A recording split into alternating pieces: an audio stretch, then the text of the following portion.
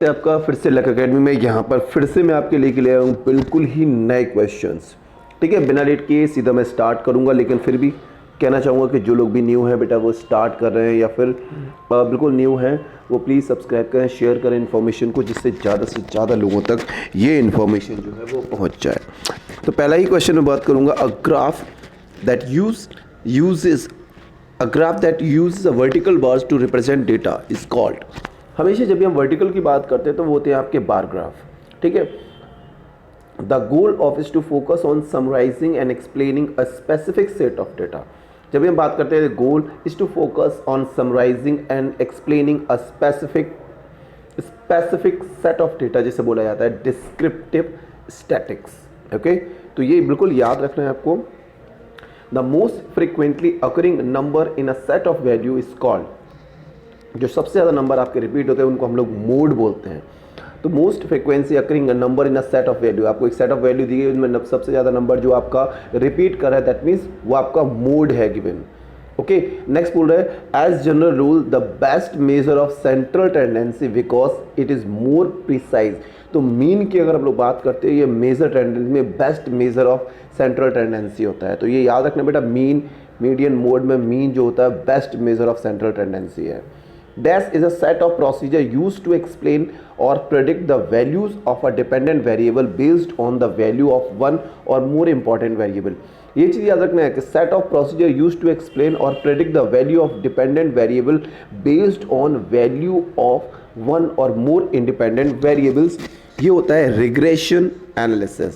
तो regression analysis में ही हम लोग क्या करते हैं, वैल्यूज़ करते हैं जो भी आपके क्वेश्चंस हैं। नेक्स्ट हम यहाँ पे बात करेंगे, dash is the value you calculate when you want to arithmetic average. जब हम अरिथमेटिक एवरेज की बात करते हैं तो उस वक्त हम जो वैल्यू कैलकुलेट करते हैं वो होता है आपका मीन। ठीक है, तो अरिथमेटिक एवरेज जब हम लोग काउंट करते हैं वो हमारा मीन होता है। Dash are used when you want to visually examine the relationship between two quantitative variable। देखिए जब हम लोग क्या बात करो विजुअली एग्जामाइन करते हैं relationship between two quantitative variables की, तो इसे बोलते हैं स्कैटर प्लॉट्स, या स्कैटर प्लॉट्स बोलते हैं हम उनको। ठीक है, तो स्कैटर प्लॉट्स में हम लोग क्या करते हैं, विजुअली एग्जामाइन करते हैं relationship between two quantitative variables की। नेक्स्ट यहाँ पे बात करें this is often the preferred measure of central tendency if data are severely या severely skewed होता है। जब में severely skewed होता है तो हम central tendency जिसे प्रेफर करते हैं वो होता है हमारा मीडियन। यहाँ पर समझ लीजिए severely skewed की बात कर रहा है, उस वक्त हम जो यूज़ करेंगे, उस वक्त हम जो central tendency को प्रेफर करेंगे वो आपका मीडियन होता है। तो which of the following is the formula of range. Range का फॉर्मूला होता है हाईएस्ट माइनस लोएस्ट। तो h माइनस एल, जो हाईएस्ट वैल्यू हो से लोएस्ट से अगर हम लोग क्या कर देते हैं, माइनस कर देते हैं, तो हमारी रेंज निकल के आ जाती है। विच of the following is not a measure of variability. देखिए मेजर ऑफ वेरिएबिलिटी में से नहीं है, मेजर ऑफ ये सेंट्रल टेंडेंसी होती है मीडियन। तो मीडियन आपकी मेजर ऑफ सेंट्रल टेंडेंसी है, ना कि मेजर ऑफ वेरिएबिलिटी। याद रखना ये क्वेश्चन बहुत बार आपका पूछा जाएगा, बिल्कुल डिफरेंट क्वेश्चन हैं। Which of the following is not a common measure of central tendency? Which of the following is not a common measure of central tendency? Central tendency इनमें से नहीं है, तो रेंज नहीं होती है। मीन मीडियन मोड आपकी कॉमन सेंट्रल टेंडेंसी है। ओके, मीन सेंट्रल टेंडेंसी आपकी रेंज आपकी नहीं होती है। नेक्स्ट पूछा है what is the mean of the set of number 4, 6, 7, 9 और इतने सारे नंबर में आपसे अगर पूछता है तो बेटा डायरेक्टली पता है आपको मीन निकालने के लिए यहाँ पर वैल्यू दी गई है, या सिंपल आप चाहें तो प्लेलिस्ट में जाकर चेक कर सकते हो कैसे मीन मीडियन मोड को हम फाइंड करते हैं। आंसर बी हो जाएगा। नेक्स्ट बात करूँगा, द मीडियन इज़, मीडियन जो होता है वो मिडिल पॉइंट होता है किसी भी सीरीज़ का। जब हमें कोई सीरीज़ दिया जाता है, सेट ऑफ सीरीज़ दी जाती है, उसमें जो मिडिल नंबर आता है वही हमारा मीडियन होता है। Which measure of central tendency takes into account the magnitude of the score. याद रखिए मैग्नीट्यूड ऑफ द स्कोर किस में आता है, आपका मीन में आता है। Which measure of the central tendency takes into account the magnitude of the score. Magnitude of the score मतलब मीन की बात कर रहा है। How many dependent variable are used in multiple regression. जब भी हम बात करें मल्टीपल रिग्रेशंस की तो यहाँ पर हमारा सिर्फ वन वेरिएबल ही उसको हम यूज़ करते हैं, वन वेरिएबल का यूज़ करते हैं मल्टीपल रिग्रेशन के टाइम में। नेक्स्ट बात करेंगे, which of the following represent the कहाँ गया 15th percentile on the middle point in a set of numbers arrange in order of magnitude. देखिए which of the following represent the 15th क्या है 15th percentile, 15th percentile बात कर रहा है। और मिडिल पॉइंट, देखिए यहाँ पर क्वेश्चन में कुछ नहीं करना है आपको, सब ये चेक करना है मिडिल पॉइंट।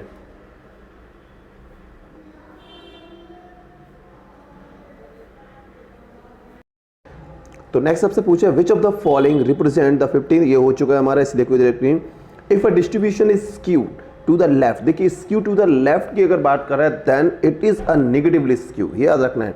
जब बोल रहा है कि डिस्ट्रीब्यूशन जो है स्क्यू है आपका लेफ्ट साइड पर है, दैट मीन्स ये नेगेटिवली स्क्यूड है ना।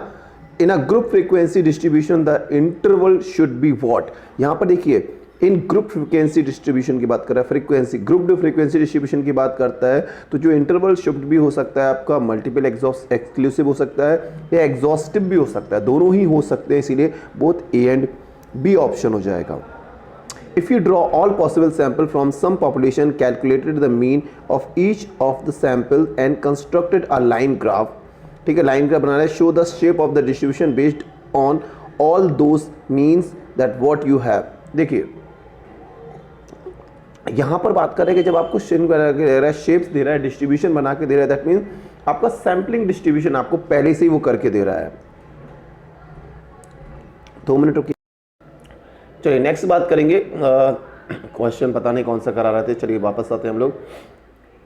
What does it mean when you calculate a 95% confidence interval? जब हम 95% confidence interval निकाले तो उसका मीनिंग क्या होता है? The process you used will capture the true parameter 90% of the time in the long run। बिल्कुल सही बात है। You can 95% confident that your intervals will included the population parameter, बिल्कुल सही है। You can be 5% confident that your interval will not include the population parameter, that means all आपके सही हो जाएंगे। नेक्स्ट आपसे पूछा है what is the standard deviation of sampling distribution called। देखिए सैम्पलिंग डिस्ट्रीब्यूशन में जो आपके आते हैं स्टैंडर्ड डेविएशन, जो सैम्पलिंग डिस्ट्रीब्यूशन का होता है उसी को हम स्टैंडर्ड एरर भी बोलते हैं। A is a subset of sample और पॉपुलेशन। कभी भी हम बात करते हैं कि जो सैंपल होता है और पॉपुलेशन होता है ये सबसेट होते हैं हमेशा। Dash is a numerical characteristic of sample and it's a numerical characteristic of a population. देखिए न्यूमेरिकल कैरेक्टरिस्टिक ऑफ सैंपल होता है, इसे हम लोग स्टैटिक्स बोलते हैं, और पॉपुलेशन का जो न्यूमेरिकल कैरेक्टरिस्टिक होता है उसे पैरामीटर बोलते हैं। और ये क्वेश्चन कई बार बेटा पूछा जा चुका है आपके, कई बार आपको डिफरेंट टाइप्स में डिफरेंट कंडीशन में ये क्वेश्चन पूछा जा चुका है। A sampling distribution might be based on which of the following. देखिए यहाँ पर सैम्पलिंग डिस्ट्रीब्यूशन की बात करें तो सैंपल मीन्स हो सकता है, सैंपल कोरिलेशन और सैंपल प्रोपोर्शन, तीनों पर ही वो क्या करेगा आपका बेस्ड होगा, सैंपल मीन्स पर, कोरिलेशन पर और प्रोपोर्शंस पर। नेक्स्ट यहाँ बात करूँगा, देखिए ये प्री PhD वर्क पेपर है और ये मुझे मिला है स्कूल यूनिवर्सिटी से। As a general rule researchers tend to use percent confidence interval. देखिए 95% कॉन्फिडेंस इंटरवल होना चाहिए किसी भी रिसर्चर का, ये जनरल रूल होता है कि 5% वो कॉन्फिडेंट हो कि हाँ वो पैरामीटर मैंने नहीं चेक किया है, बट 95% उसे प्रूव करना होता है, चेक करना होता है। तो which of the following is the researcher usually interested in supporting when he और she engaging in hypothesis testing.